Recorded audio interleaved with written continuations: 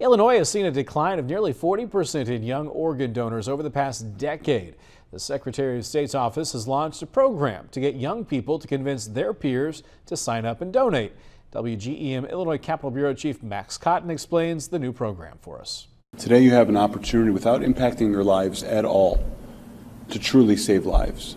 That life-saving act is as simple as signing up online or checking a box when you get your driver's license to become an organ donor. Despite how easy it is, fewer people are signing up, as Illinois saw a decade-low number of new potential organ donors ages 16 to 21 in 2023, according to the Secretary of State's office. That's why Secretary of State Alexi Giannoulias launched the Life-Saving Education and Awareness on Donation, or LEAD, program.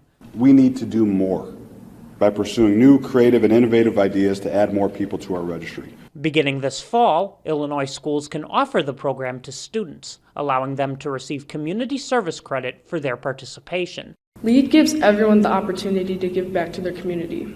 Although you get service hours for it, seeing strangers come up to you on the street telling you that you changed their life is fulfilling enough. And speaking Tuesday to a group of high school students in Chicago, Giannoulias put it in clearer terms. All of you have the potential to do that, and not just to do it for yourselves, but to educate family members and friends about how easy it is to become an organ donor and the kind of real impact that doing so can have. In Springfield, Max Cotton, WGEM News.